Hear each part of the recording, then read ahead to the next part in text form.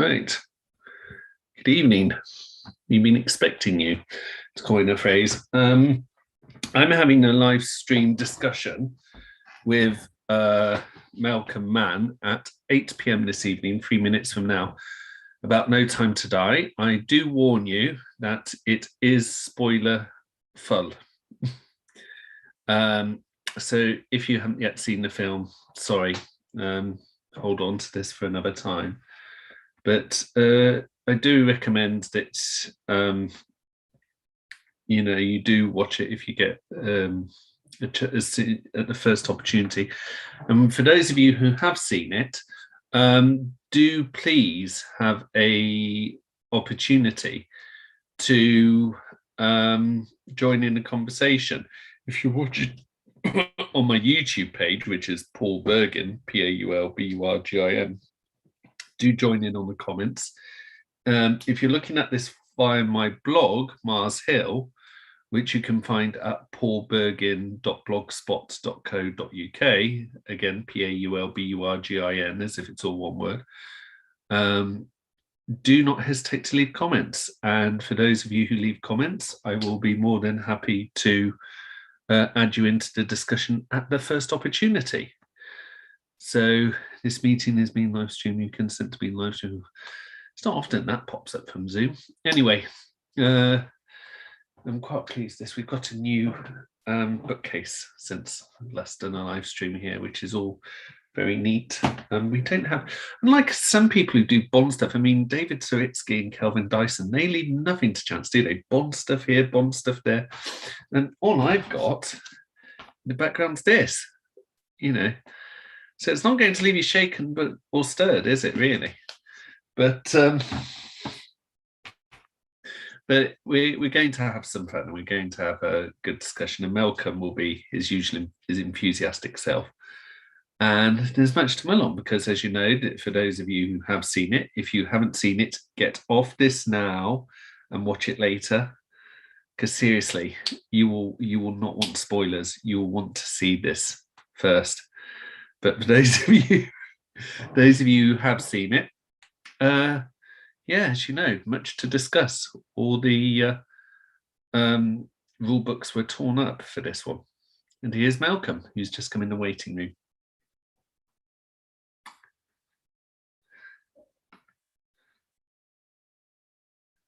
And he's coming, he's connecting, and here he is. Good evening, Mr. Mann. We've been expecting you. Come, let us show you. Thank you for having me. That's okay. So, how's things?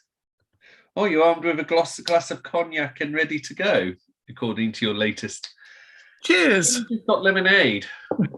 Really boring. I should at the very least have a dirty martini on me, but I don't. I do have backup water. Shaken but not stirred. You've frozen. Can you hear me? Malcolm? This is not a good time to be frozen. Anyway, I'm assuming it's just a glitch, so I will keep talking for now. And done nothing about it till now. So in the absence of a martini, it'll have to do. Yeah, you just froze there, so I just missed that. Sorry. In the absence of a martini, it'll have to do. Yeah. Hopefully it will. Hopefully it will. So yes, it's broken. It's broken all the rule books, really. I mean, Daniel Craig's tenure as Bond has torn up the rule book from start to finish. Yeah. The complaints about this one should really be complained about Casino Royale. Yeah. But this one really did tear up the rule. It didn't just tear up the rule book. It went and then got it's out the window and destroyed the bits of paper that was. Have you given the spoiler warning for anyone who watches this? Plenty. I've given 2 on this video before you. Okay, good. So we can go from the beginning. We can talk about the time that Bond blew up MI6 and murdered Q. See, you're watching this. Now you did that in your spoiler video, which I know he did. It's a warning to those of you who are watching this who've yet to see it. Go away. Yeah. It will ruin it. You'll ruin it so much. Anyway, In order, let's get serious now, and let's go into it. I mean, it's the spoilers from the word go.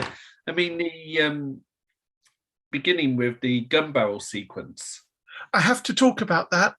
Yeah. Because I went to the cinema with my mum to watch it as a treat for the two of us. And we sat in the back row of the Screen on the Green in the Angel Islington. It's a lovely little monoplex. And I ordered a hot dog. And the hot dog arrived literally as the opening credits, so MGM, Universal, were coming up on the screen. And the man handed the hot dog to me on its plate from behind me. So I had to put my arm up like that. Oh, exactly as the gun barrel came on. So all I saw was literally one white circle. And then by the time I put my arm back down, it's gone. Yeah, what happened? I think I can give you a spoiler here because you haven't missed much. There was no blood. No break into a scene. It was just white. That's kind of a shame, but it's not the biggest thing. I'm neither here nor there with it. No. But yeah, I agree with some people online who've been saying that Pierce Brosnan's back gun barrels. The bullet going. They're fantastic, except for the bullet. That was a bit too flash.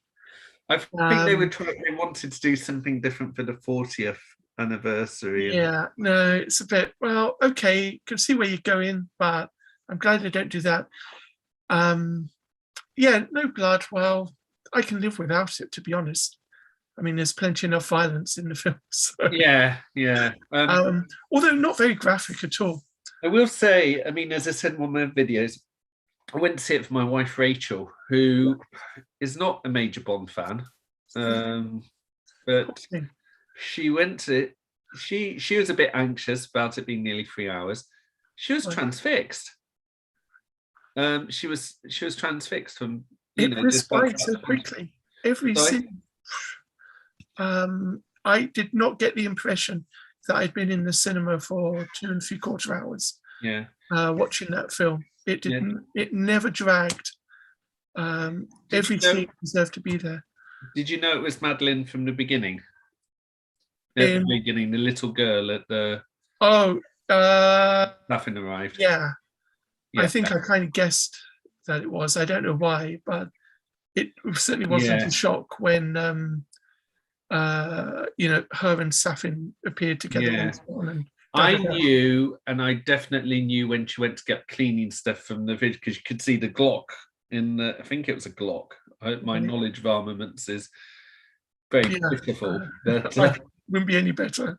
Yeah, but it was in the I think she mentioned what sort of gun it was, Inspector, in that, and it's like, definitely Madeleine, definitely, because she says Inspector, so a man came to kill my father. He didn't know that there was a Glock also in the under the sink with all the detergent. Yeah, I need to watch Spectre again because I completely missed that. Someone mentioned it and it passed over me completely. So it was nice that they brought that connection, part of me, into it. Her poor mother, though, I mean, she's very lazy. She deserved to be shot. It's like, come on, get out of the panic room. For goodness sake, it's one of those awful things in the film where you know someone's about to get killed. Nothing, you just know they're going to get killed. Nothing's going to, the way it's plotted is going to get killed. But part of your brain is screaming, get out of there. And yeah. Oh, it's a great scene. I mean, how Safin survived, I don't know. Shot 3 times in the chest. That annoyed me slightly, because I think that it's okay to do that, but you need an explanation about it in the film. I don't think we saw him open up a bullet-proof vest or anything. I don't recall that. I got the impression, and there's a bullet hole in the thing. Some wondered, because they saw in the trailers, they showed a bit where he's standing over the ice, and they could see the bullet hole. And they wondered whether he was Dr. No, because in the novel version of Dr. No, his heart's on the other side.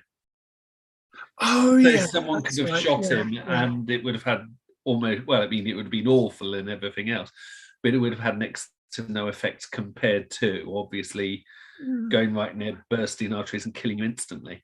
Sure. So he was, I wonder, I thought they didn't explain that. I thought if it made out that was his, there was something, because it was mentioned just in passing in the film, it would have explained something, but it was just, there was something Rasputin-like about very, very Rasputin-like. I mean, I still think that, okay, maybe heart on the other side, but I'm sure he must have had some kind of armor, because he moves entirely too well for someone who's been shot. But yeah, I like the idea of Rasputin. He could take a hit. Even down to the frozen lake.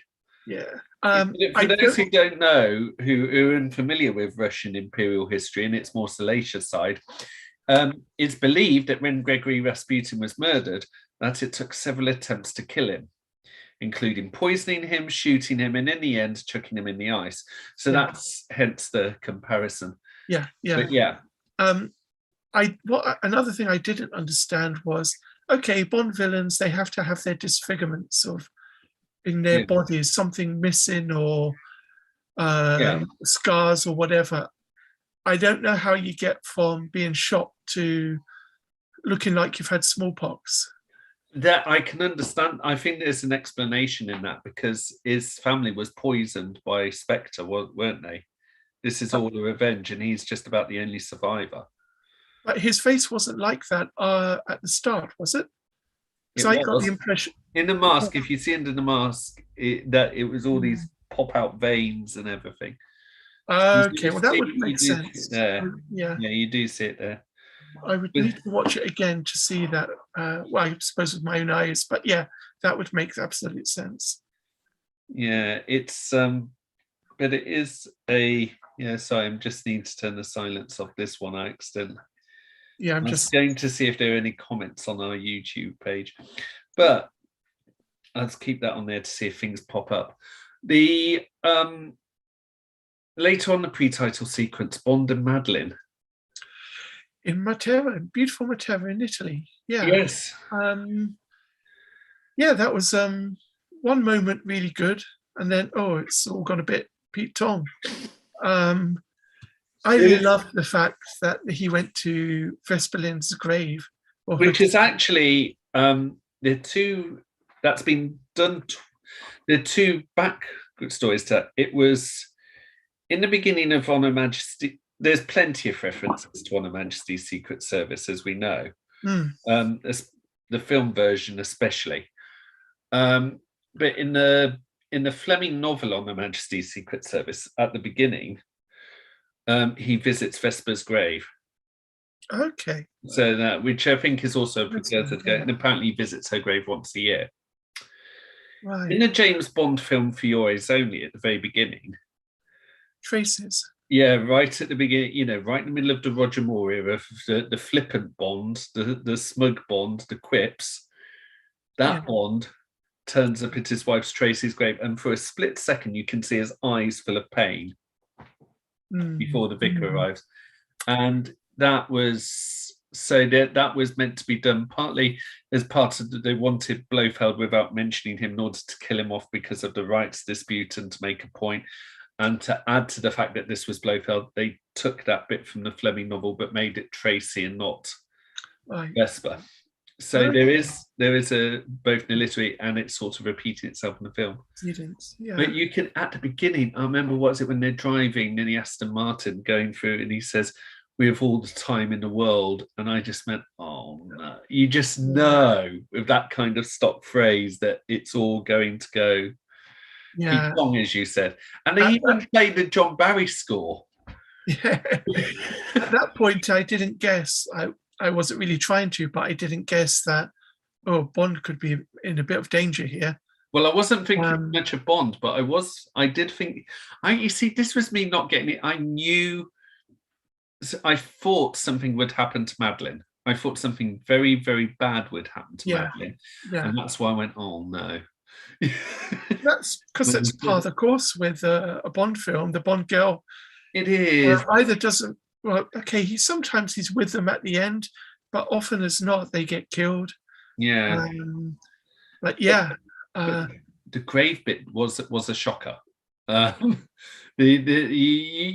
got the same emotions as Bondi. You see the floor tribute, and then you spot the Spectre logo, and you're like, "Oh my!" And then, so two things. yeah, I hope I'm telling myself that the explosion wouldn't actually have damaged her actual grave, that she's buried underground rather than being her body blown up by the bomb. Like in a vault, yeah. Yeah, like a vault, because that would make me very unhappy otherwise. And the second, just putting a bomb there is desecration, let alone. Well, yeah, and even worse desecration. The second thing was, in retrospect, I love the warping of sound. Yes, because I was thinking that, because it makes you feel that you're there and you're actually. For a few seconds, I thought, are my ears okay? I know, but I love that bit because it gives you the feel as if you're actually there, and and I remember thinking, if I at that moment seen it, if I was there, my first thought was get the hell out of here, because you just the sheer shock and the noise and everything. It's all. Yeah, it was quite. It set the intense tone for the film to come, and also what a vile henchman Cyclops is. I can't put my finger on it, but Cyclops is just vile. He looks the part, he acts the part as well. Yeah, he's a great baddie. But it's some great stunts in that section as well. Jumping off the bridge on the motorbike, and also the car. The car chase. I loved the in the square with the guns coming out. Very classic Bond. The thing that got me was Bond's meant to be so angry with Madeline, which is understandable, but it's the fact, do something, and he's not, and the bullets are starting to penetrate the. That was brilliant. I did wonder about. I'm still not sure of that, but I like the way that works. I thought that was first class. I feel sometimes I do have a bit of a downer on Wade and Purvis, the two writers, because they've been at it for so long. Some of their films are very much better than others. Yeah. Narratively, perhaps No Time to Die is certainly not perfect, but some of the things that they get right in this film are so good. And you just want to talk about the script writing later for very specific reasons, but thank you for mentioning it, because it does need mentioning. To go back then a couple of minutes or a minute, I did like the him doing nothing because he's so furious with no apparent betrayal. Although I wasn't so fond of the way he got rid of her so quickly. I thought, well, surely he would want to find out more. Yeah. Well, if I was, God forbid, if Rachel and I ever got that angry with at the very least, you would think, why? What's going on? And I suppose when you're that angry, though, you're not really thinking. One isn't really thinking rationally. Yeah. And it's an adrenaline rush, and that's why people do bad things, wild things, when they get really, really angry that they would never normally do or consider doing. Make Bond's the same in that respect. So it's very realistic. And him just saying natural responses. Oh, yep, she's the traitor. Right, off you go. And she's lucky that he didn't kill her. Well, yeah. Because let's not forget, Bond is a psychopath. I think it's only his regard for Madeline and his love for Madeline that happened before that prevented it. I think if it was anyone else, it would have been brought in for questioning or game. So maybe it was Bond's soft side that was like, right, off you go on the train. Yeah, that's possible.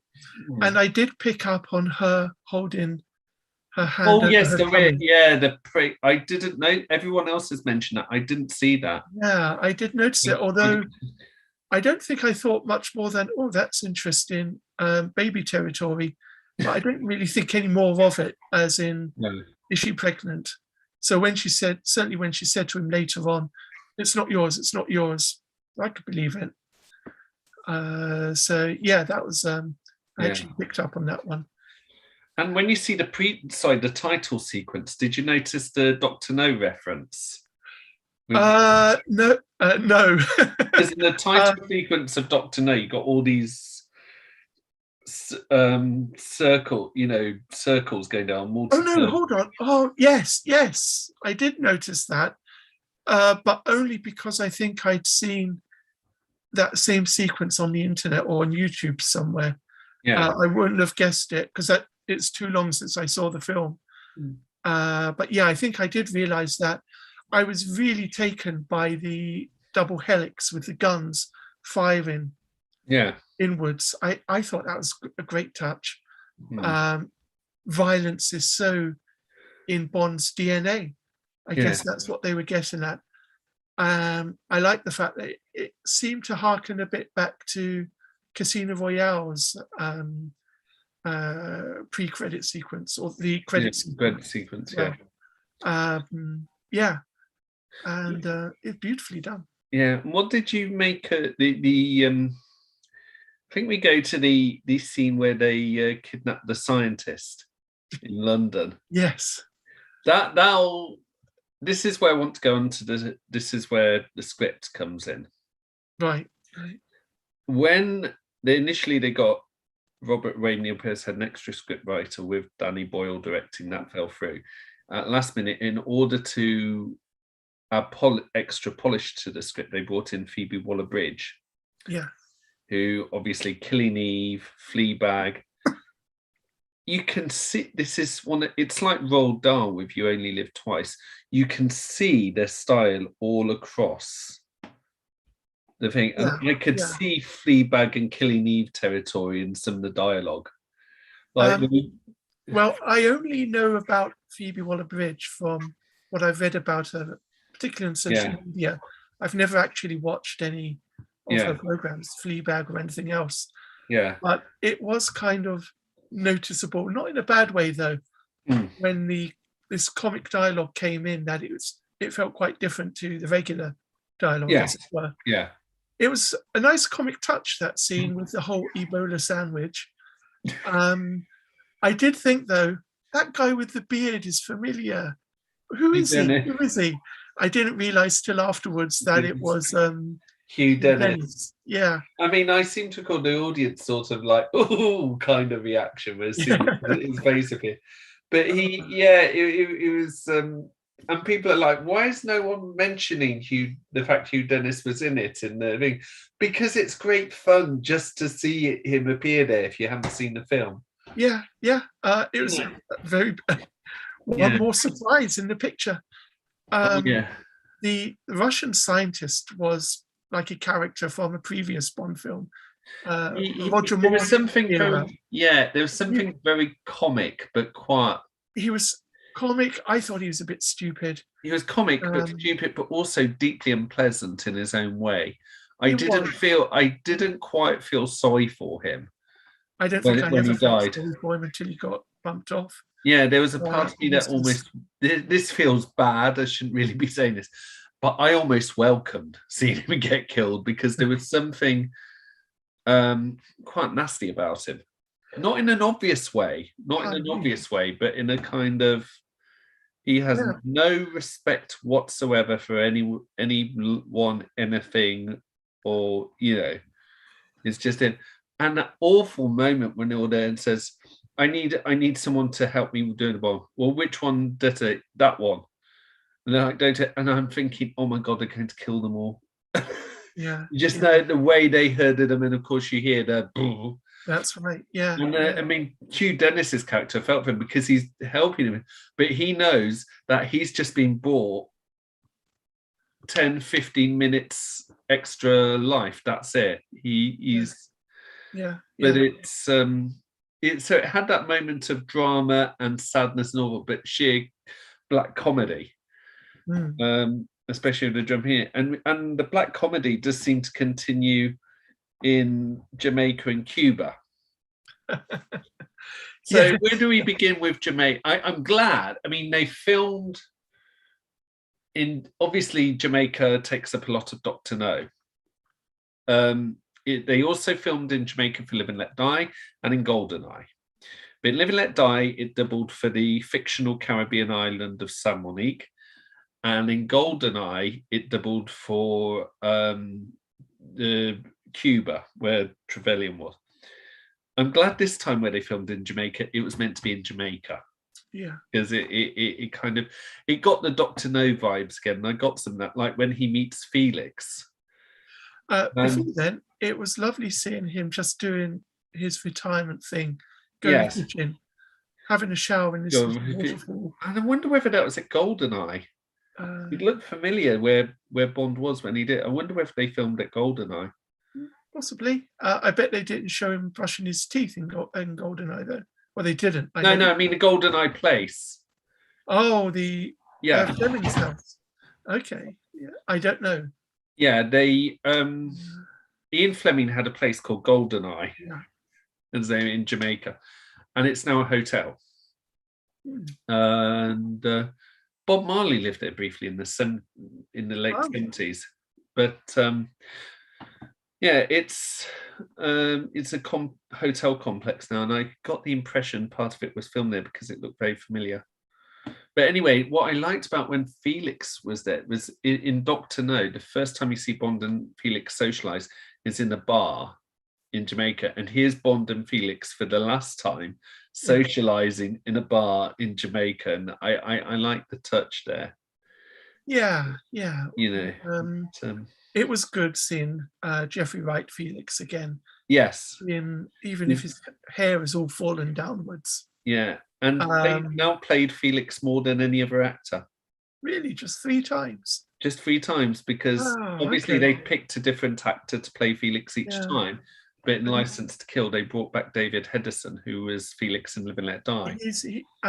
I don't usually bide with the idea that your favourite Bond will be the one that you grew up with, because mine's not Roger Moore. I suppose perhaps Dalton when I was in my late teens, possibly there actually, but David Hedison is always my favourite Felix. I tend to flip between him and Jack Lord, the first one.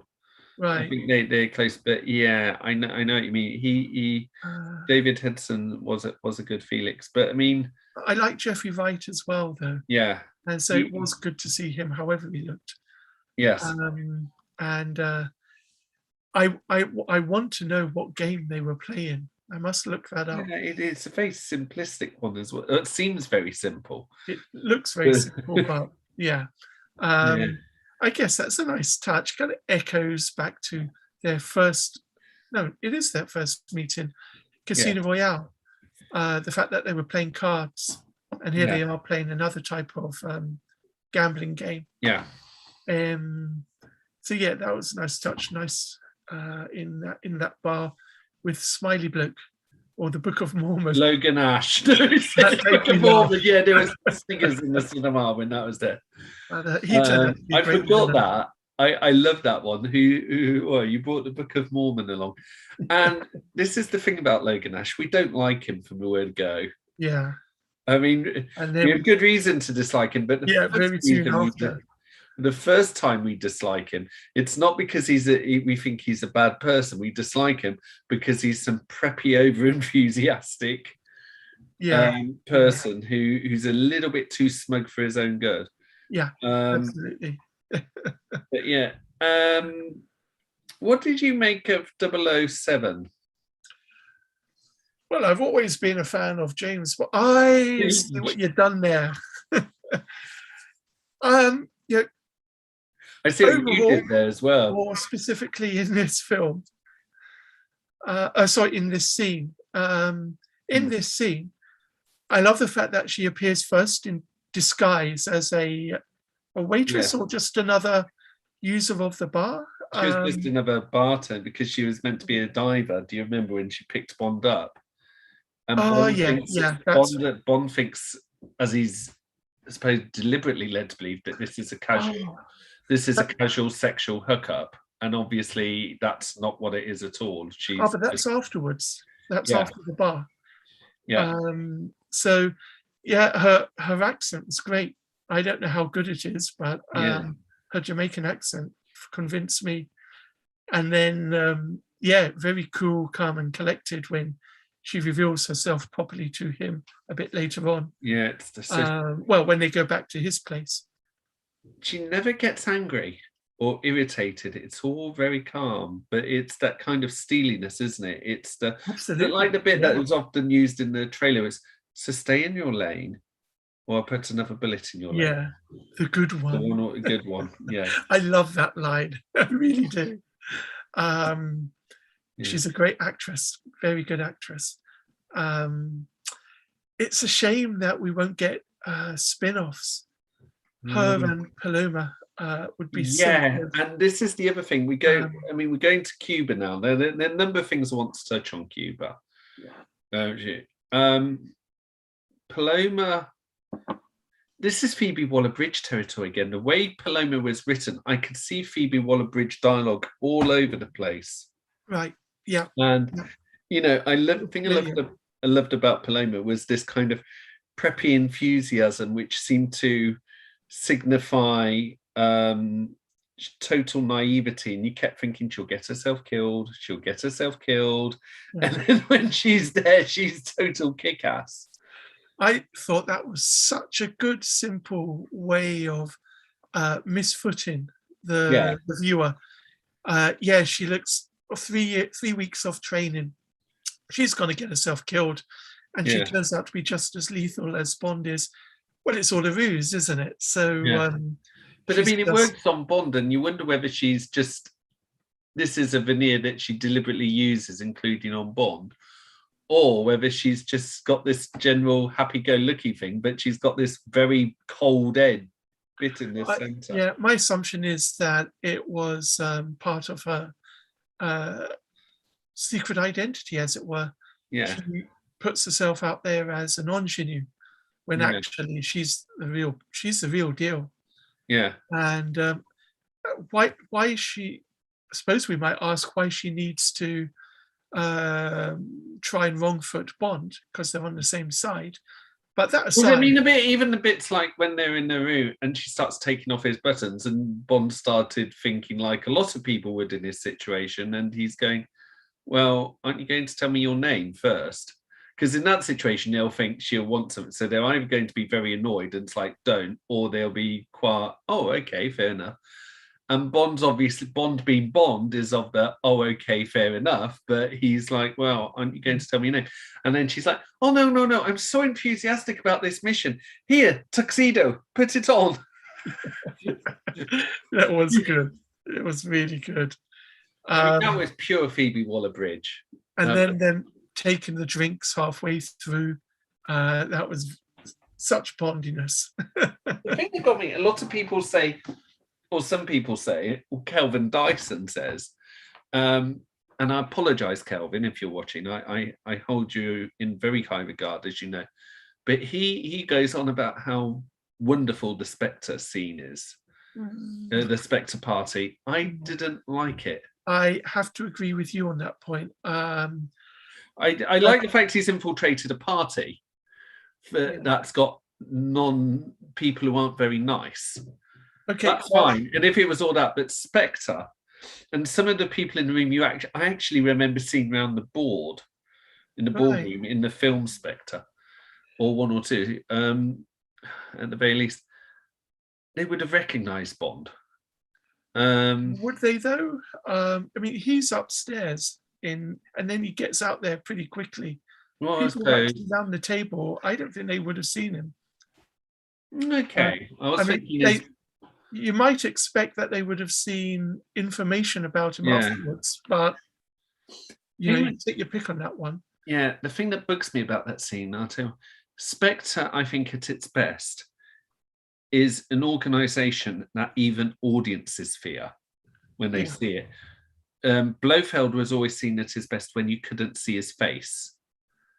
When he was all silent and stroking his cat and flicking the switch so a member on the the boardroom gets electrified in a chair.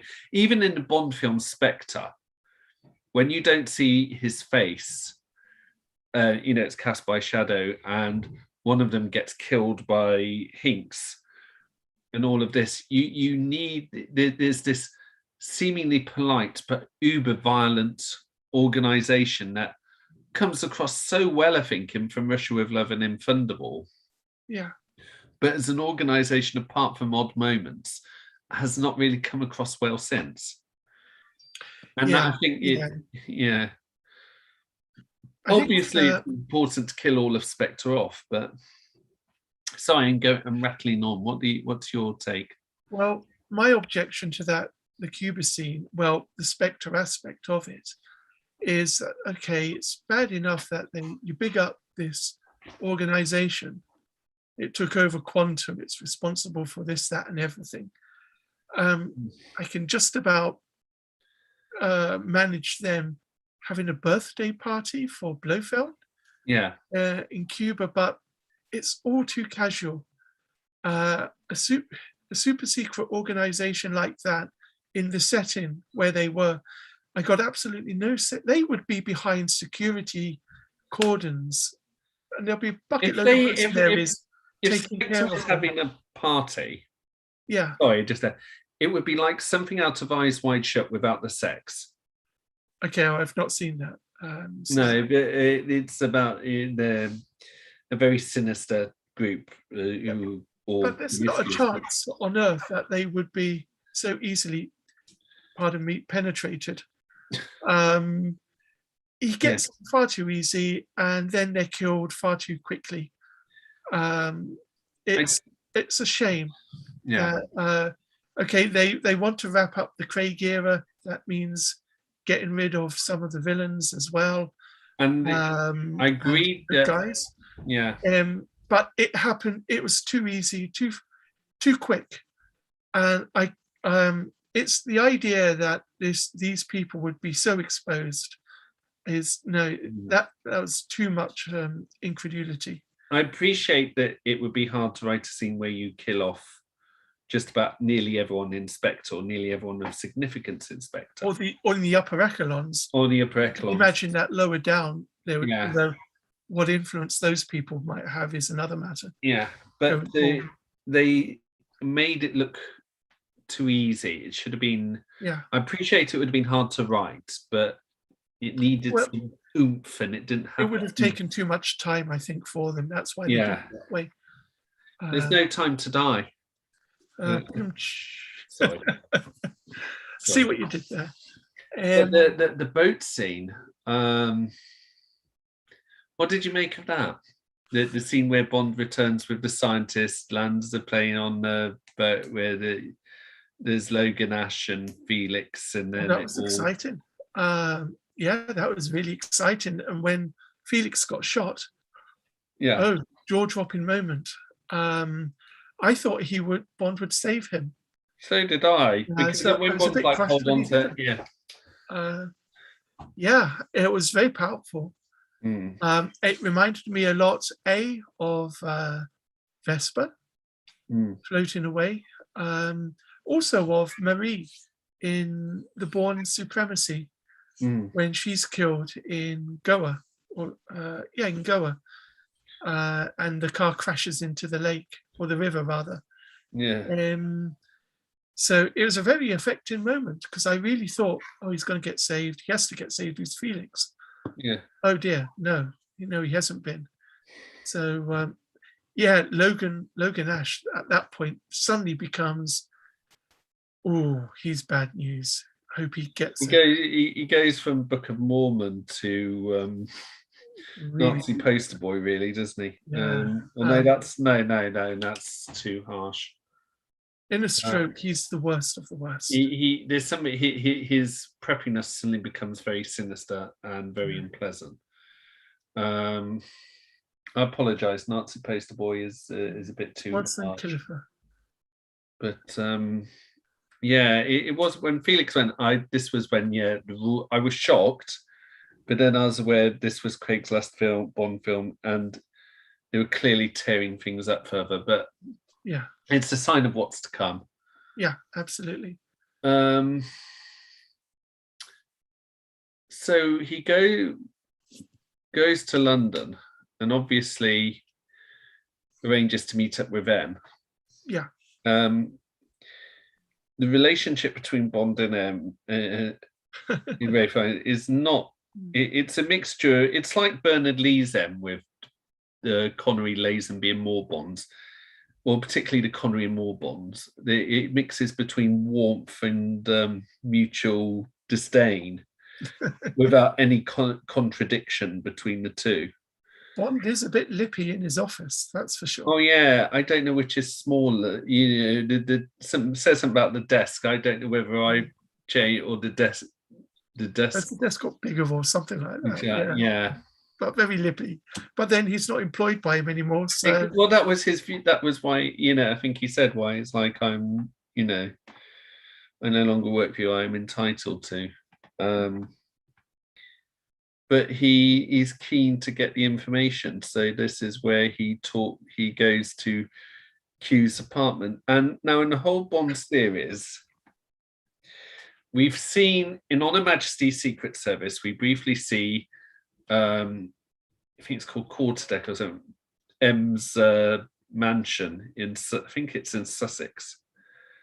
And we see that briefly in On Her Majesty's Secret Service. In Casino Royale, we see M's London flat. And I think also in Quantum of Solace, we see that as well. In Spectre, when Bond's talking to Moneypenny on the phone, we see her flat. Yeah. But we've never seen where Q lives. Yeah, till now. We do now. And you just know, bless him, it's a world away from the abode you could imagine Desmond Llewellyn or John Cleese's user. Absolutely. That's the thing, viewers. If any of you are Bond fans, do let us know how you would imagine Desmond Llewellyn's Q what sort of house that would be and what would be in it.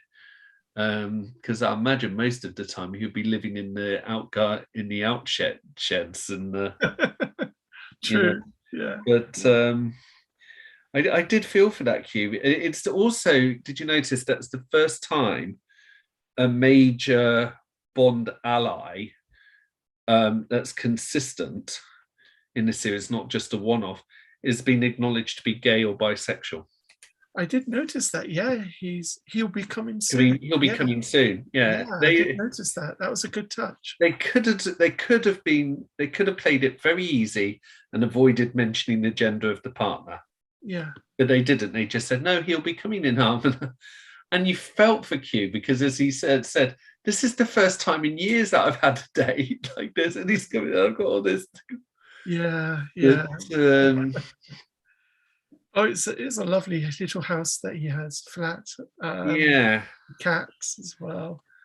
I did get worried when I saw the cat, and I thought, well, with all the messing about with Bond tropes that's going on here, is Q going to turn out to be a baddie because he's got a cat? Is that a sign? I feel like a government agent in one of the Bourne films. What's he doing? Well, actually, he's just getting into a lift, boss. What does it mean? But I couldn't believe it. But it did occur to me that, Q could be a bad guy here. But thankfully, it was not so. Some wondered whether M would be.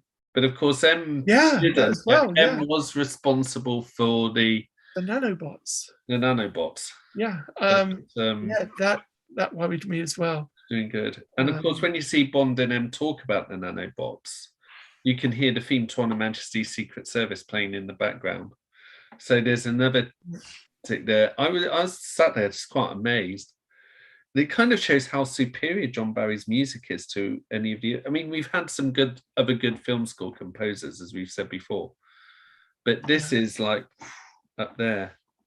Well, yeah, classic Bond themes, the venerability of age. Yes. And did you? What did you make of the we see Safin appear. He obviously gets Madeline to arrange to kill Blow, Yeah. and then Bond meets Blofeld, and Blofeld taunts him, says, actually, truthfully, why are you talking to me? You should be talking to Madeline. And then out of the Bond novel, You Only Live Twice, because in the novel You Only Live Twice, spoiler alert, Blofeld's killed at the end because Bond throttles him and shouts, die, Blofeld, die. And of course, Bond in this film gets Blofeld, but of course he doesn't realise his hand's contaminated with the thing, and Blofeld that's dead within minutes. When I watched the film, that did throw me because I didn't realise he had touched Madeline. Yes. Because I remembered that they had tried to shake hands, and then I hadn't taken in the fact that he had held her wrist. And where do women put their perfume on when they go? It's like shh. Yeah, that was it. So that did confuse me a bit till I read a bit about it afterwards. Yeah. But again, another shocking moment because now they've killed Blofeld. Yes, which was clearly, and again, they're just breaking all the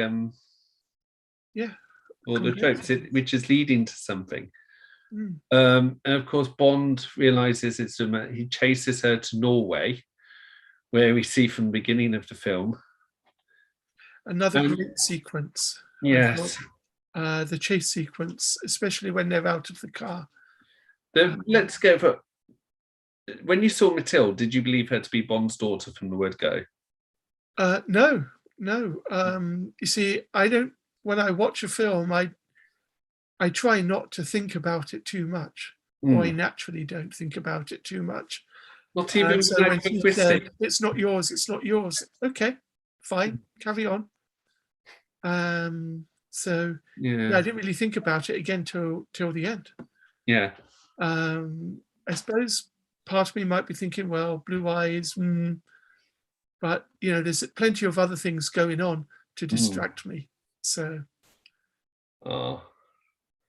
So, what did you make of the? Let's go for the cut to the chase. Very good. Very good. I'm on a roll tonight. Comic genius. I was just aware. I remember when they first passed them, when they were driving away, when they were warned from home. And as soon as these two things passed, I remember thinking, as soon as they're out the sight, you put your foot on that accelerator and you do not let go. Yeah. Does Bond do that? No, Bond doesn't do that. And what happens when sure enough, like they're chasing it. And when Bond says, "Oh, I'll come back," and he's left them in this little hut, I just knew something awful was going to happen to them. Oh yeah. But that was still a really good sequence, though. And firing the gun in the woods to distract them, or no, not to distract them, to pull them away from Madeline and Mathilde. Yeah. And then like firing the gun several times in the air as he's going to get them. That's it. And then the final confrontation with Logan Ash. Yes. Will you give a brother a hand? Yes, I had a brother. His name was Felix. Yeah. It frightened me in a way. Very, very rarely. I don't like violence. And very, very rarely am I hoping that someone will be bumped off. Which kind of shows there's something cruel in all of us. That viscerally cruel. I think one of the few other times I've wanted to see someone bumped off seconds before they were was in The Untouchables, when Nitti was pushed off the thing after he went, "I want you to know he died like a." I can't do the accent, frankly. Squealed like a pig, and it's like you just. I remember thinking, just push him off which is not good.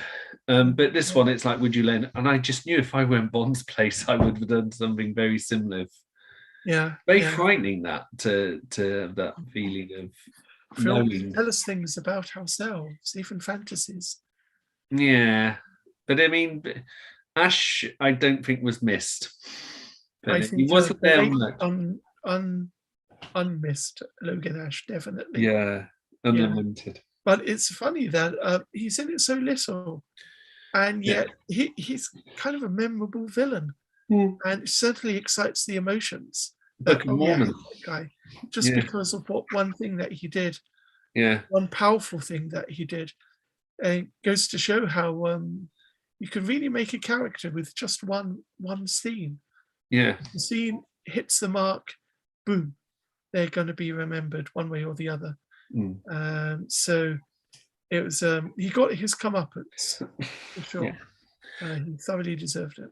I knew Rachel was utterly transfixed with the film when we were watching it, and these particular scenes in the woodland, and I heard her gasp when we briefly saw with Madeline and Mathilde and Safin.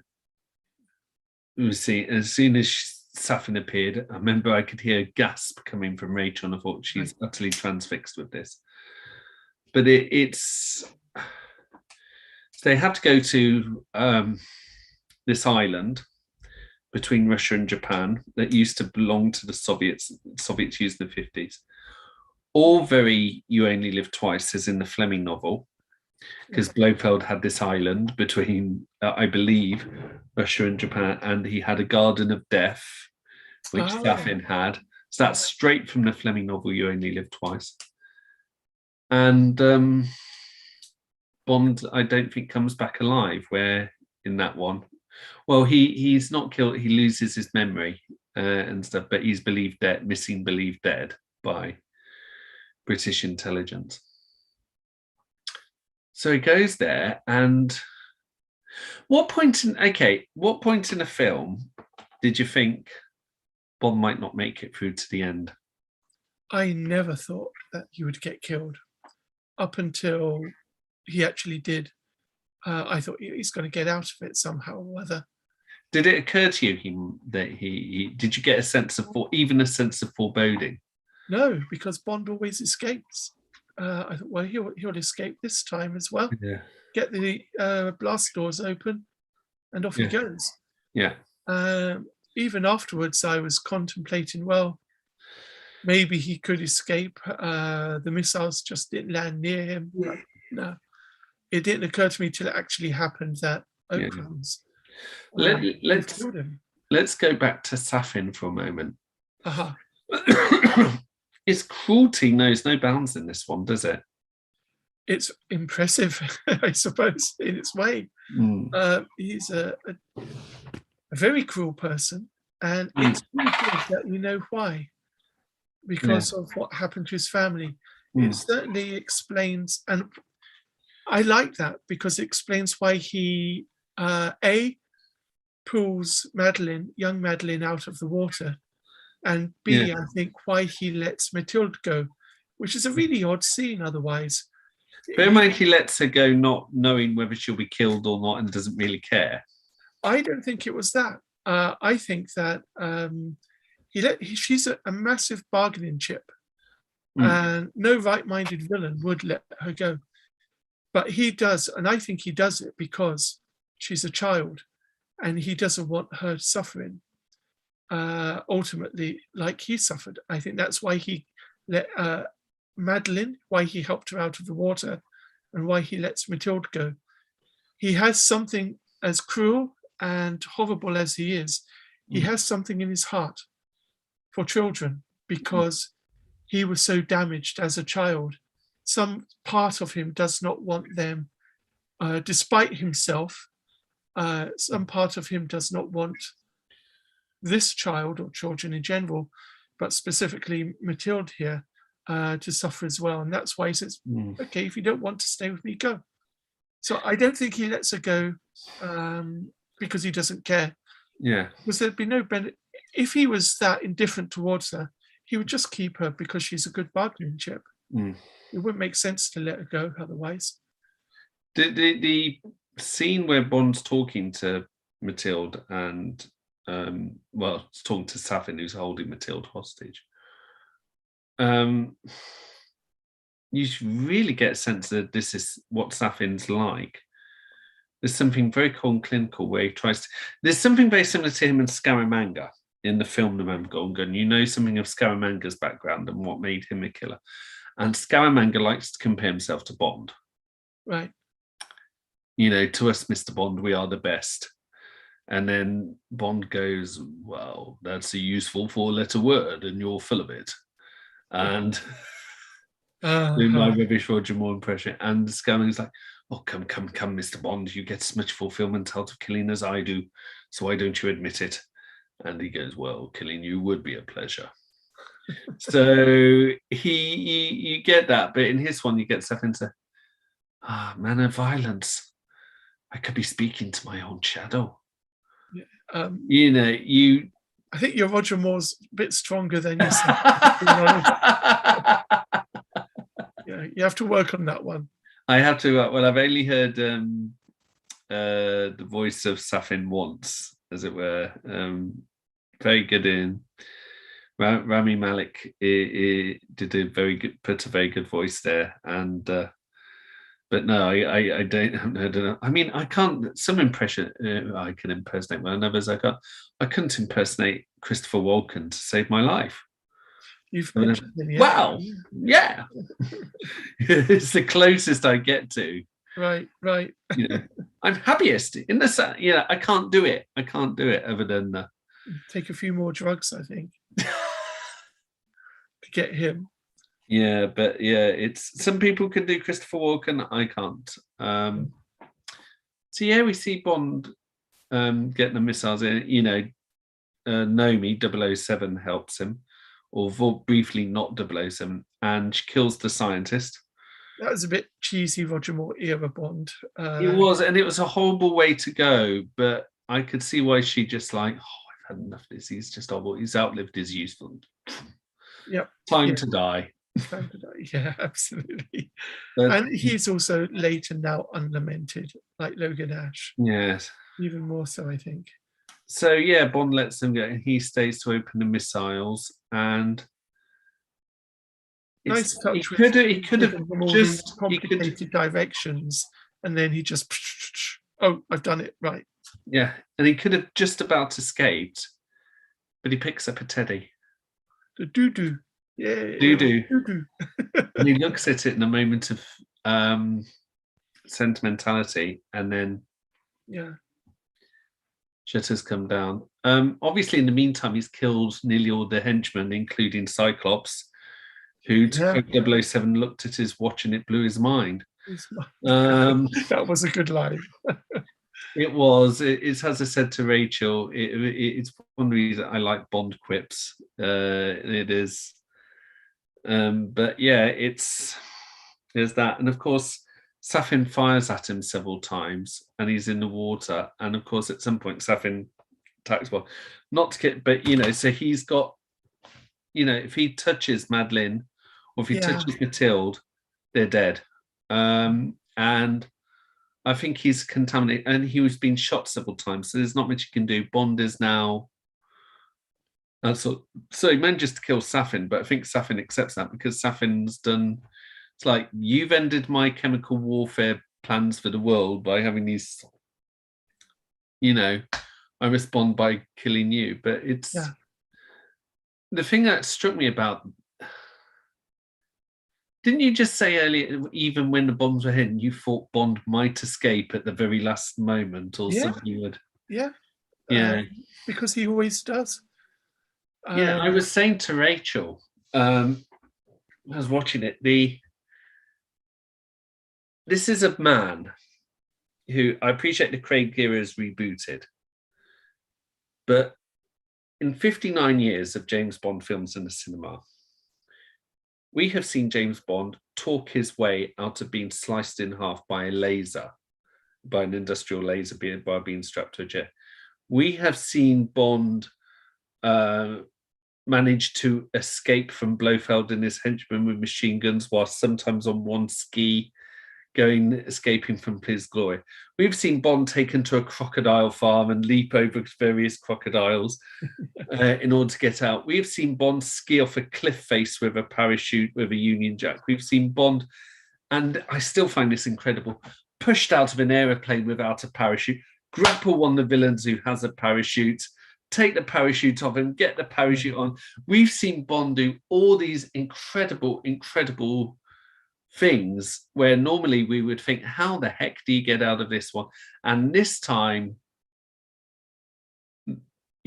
over something about, Bond decides that he can't escape. And, I think he's dying anyway from the shot. He stays and accepts the inevitability. You get this sort of peace from him. That you always get the impression Bond, whilst he fights to stay alive, and he has to fight to stay alive, that he's someone who will accept, doesn't necessarily welcome death, but accepts it. He's in a job or a profession where his life expectancy is very low. He could very, very easily be dead at almost any time. And he recognizes that in one of the earlier films. He tells Judi Dench's yes, double have a very short life. Have a long life expectancy. So I think as for the manner of his death, I'm not sure that I would have written it quite like that, but how would you have killed Bond off? Well, I'm not sure. Perhaps he would bleed to death, but then it would be a bit too much like Blood Diamond, the end of Blood Diamond. Yeah. That's what happens to Leonardo DiCaprio's character. I liked... the missiles, it's very heroic, it's very epic. Yeah. So perhaps suits a Bond film better. Did you, by the way, before going to the last two scenes, because going back to Venom's office, did you see the portraits of previous M's? I did. I love those. I really love those. Now, one of us obviously was Judi Dench. Yeah. But I couldn't quite tell was one... Robert Brown, and I think they showed the Bernard Lee one from The World Is Not Enough. Okay. There's a portrait of Bernard Lee's in The World's Not Enough. Oh, right. No, I didn't remember that. But yes, they were very, very quickly, very subtly in the background. And I was pleased with myself for noticing them. Another really lovely touch. Yeah. But he read a poem, didn't he? So after Bond has died, MQ, Moneypenny, and now 007 and Bill Tanner. And Bill Tanner are all there with their glass of scotch or whatever, whiskey. And he reads the poem, the lines from, is it Joseph Conrad? But it's... I'd have to see it again. I forget if it's Conrad or someone else, but anyway, it's in one of Fleming's books, and that's where they've taken it from. It was some good lines. It reminded me of M with Tennyson in Skyfall. Which it always does, always touches me that more than any of them, to, never to strive, to seek, to find, but not to yield. You can't beat Tennyson. This doesn't. No, it would be wrong. It would be morally wrong to dig up Tennyson's body and beat it. Sorry, my sense of humour is... It's get warped at 9 o'clock. It's after the watershed, now I see. My off-the-wall sense of humour is... no, you can't beat... in terms of dignity and gravitas, his poetry is going to beat... I knew who it was, but I've forgotten if it wasn't Joseph Conrad. I don't know. I was wondering, we've had about 30 plus people watch this. And no one's left a comment. So I'm wondering whether, just looking now, people, whoever, if any of you, anyone's watching on it, says only one at the moment, but if anyone is watching, via my blog, for example, please, do you know who the author is? I've just looked it up. Google says Jack London. It was, yes. And social activist. Yes, I I don't know much about recognise him. yeah, I remember now. Lennon was a fan of Jack London's work, actually. Oh, well, I mean, no one's perfect. But I did like that very last scene where Madeline's with Matilda and they're driving. You Yeah, hear parts of the music to it all the time in the world. I And like that. yeah, But this is the beginning of the mythologizing of James Bond I as wanted to, she yeah. tells her daughter about him. Okay, simple history, but I like to see it as kind of mythologizing of him as well. He's died in life, but now he continues to live in her oral history of him. So, and then the film signs off with All the Time in the World, the original Louis Armstrong version. Yeah. As you were leaving the cinema, what were your thoughts on Bond having been killed You off? know, for about 24 hours afterwards, I was thunderstruck by the ending. The Yeah, fact that Bond had been killed. yeah. It I wasn't much beyond that. I That think I'm was still blimey.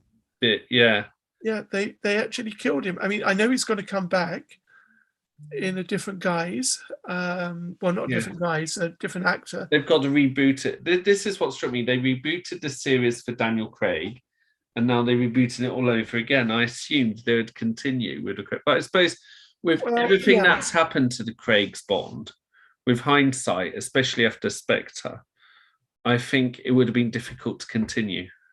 You would have had to have done something horrible to Madeline. yeah, yeah, or just write her out altogether. Mm. I mean, James Bond is now pretty much in the same park as the Marvel characters, Yeah. or well, comic book characters on screen. Or the Like, various universes. yeah, say as example, Batman, or not Marvel, DC, Mm. Batman. You get on. We've had on screen different versions, different iterations of him, Mm. and that's what we will have now with what we had as a result of Daniel Craig's reboot, a different iteration of him, Yeah, whereas all the others were in continuity. yeah. And that's what we will have again with whoever takes over the role. Mm. It will be their iteration of Bond. Mm. I've no objection to that at all. That's it works for the comic book heroes, and James Bond's not a superhero. Mm. He's not even a hero; he's an anti-hero. Mm. But you know, if that seems to me a fair way of dealing with it. Each Bond, if they did that with every actor now, just their own Bond rather than creating a continuity through multiple actors, I wouldn't mind so much. It's worked for superheroes. I think it worked well in the first 40 years that it had been, although obviously you had to have a shifting timeline. It was the same timeline, but you had to. What happened to Pierce Brosnan's Bond happened to Connery, Lazenby, Moore, and Bolton's, but at a later date. It's not a convincing continuity though, because they have to shift the sands of time, because he's obviously too young to be Exactly. Connery in the 60s. Hence why in Pierce Brosnan's Bond you could say, well, the events of Her Majesty's Secret Service happened to him, but say they probably happened in the early 1980s rather than the 60s. Yeah. So really it's a full FAUX continuity. Yeah. Because it really isn't a proper continuity at all. Because in order to make it work, they have to ignore the detail of what was happening in those earlier films. All they can do is refer to missions and villains, perhaps, and people, but they have to exclude the years in which these missions took place. Yes. So it's not a wholly convincing continuity in that case, or a wholly meaningful one. Yeah, Pierce Brosnan's Bond definitely went through what Timothy Dalton's Bond went through, because the pre-title sequence to GoldenEye sees when Bond and Trevelyan are trying to infiltrate the chemical weapons plant in Archangel. that was meant to happen 9 years before the events of GoldenEye, which ergo in the film chronology, that was a year before the events of The Living Daylights. Right. So even the events of A View to a Kill are probably part of the Pierce Brosnan Bond movie, Yeah. where Pierce Brosnan's Bond did fight Max Zorin in 1985. Yeah, it's almost like Remington Steele meets the Deer Hunter. There's a thought to conjure with. Yeah. Right. Yeah. So I'm warped. I'm really warped, aren't I? So yeah, so there's that. Now, moving ahead, Uh-huh. who do you see as the future James Bond?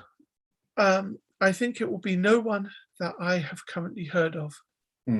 I would Not Tom Hiddleston then, or anyone who is in Bridgerton. No, absolutely not. Tom Hiddleston's far too famous. Idris Elba is too famous and too old. No, I think it will be either a complete or relative unknown, just as Daniel Craig was. Well, I mean, we'd heard of Daniel Craig, hadn't We've we? heard of him, but he was by no means an A-lister. No, A-list but actor. yeah. You wouldn't want someone like Tom Hiddleston in there, although he looked the part. I'm sure he could play it really well, but he's Locky and he's involved with the Marvel films. They're not going to want to compete with those. Aidan Turner from the Poldark series. Depending on how old he is, I don't think they'll go for anyone over 40 or 42. Yeah. Because this is going to be a multi-film deal, not just for one or even two. So I think they'll want an actor who could give us 3 films, absolutely no later than their early 50s. Yeah. Well, I mean, they never, and they obviously the gaps between the films are bigger. Yeah. Some argue Roger Moore was perhaps pushing it when he started because he was in his 46th year when Live and Let Die came out. Right. Yeah. I mean, he doesn't look too bad though. People, you look at old photographs. I've seen photographs of footballers from the early 80s and whatnot. In their 20s, they're losing their hair. They've got these wicked side-combed pullover hairstyles. Yeah. They Bobby Charlton look. Yeah, they tended to look a lot older back then, but Roger Moore didn't, which was rather good. But he certainly did by the time he finished. Octopussy? View to a Kill. View to a Kill. And it looked like he might have had some stuff done around the eyes. Yeah. A bit too stiff for the role now, physically. Yeah. So I think it'll be someone relatively known. I think I read that they're going to start looking next year. I think it's a fool's game to try and predict it. I think they'll surprise us wherever they go to. But it will be either a woman or someone who is well known. I'd like to predict it, but I never get it right. Yeah, absolutely. Well, no, nearly everyone was saying Pierce Brosnan when he was picked. We wanted him for a long time and they couldn't get him. So he was nailed on really after Timothy Dalton. I tell you, would have made a good Bond, but he's a bit old for the part now. David Tennant, of all people. He have to bulk up a bit, but you never know. You could kind of see it though, can't you? Yeah, I think your eyesight is better than mine. Well, I mean, if the character and the look, I mean, he's a bit skinny for Bond, but yeah, maybe. I'm not completely convinced, but I mean, you look at Daniel Craig when he was announced. Yes. And when he appeared in the film, it looked totally different, just by cutting his hair shorter and getting some muscle on him. Yeah. So magic of film. David Tennant. I said to Rachel when there was a documentary on Bond, and I pointed out, the infamous scene of Daniel Craig walking out water, and I said, "Could you see me doing that?" And Rachel just looked at me and went, "You'd have to go to a gym first." Yeah. You and all of us. Yeah. I know. I mean, well, I have an honest wife. What can I say? It's Good for her. Good for her. Keep you grounded. yes. So yeah, it'll probably be another 3 or 4 years before the next one comes out. Anyway, I think after COVID and picking someone and. Well, I don't know. I mean, if they picked someone and got a script next year, I suppose that I guess at least 2 years before the next one. Hopefully, by which point COVID will be it won't be a horrible memory, but it won't be the force it is at the moment. Yes. But yeah, I hope it's not. I hope it's 2 years, 23 or 4 at the very latest. But yeah, who knows the way films work. Yes. And yeah, I'm happy though that this film is making its money, so showing that it's still viable. Indeed. And it's always good when you hear an audience reactions to a Bond film as well. Yeah. Good or bad, it gives you more of a feel. But yeah, absolutely. Well, thank you very much for your time, Malcolm. And thank you for having me, as always. That's okay. And we'll have to think about what the next discussion is. But this has been very good and much enjoyed. Super stuff. Yeah. Thank you again, and thank you to everyone for watching. Yes, thank you. If you've seen, I presume anyone watching seen the film, I hope you enjoyed it too. And it's a good night for me. And it's a good night from him.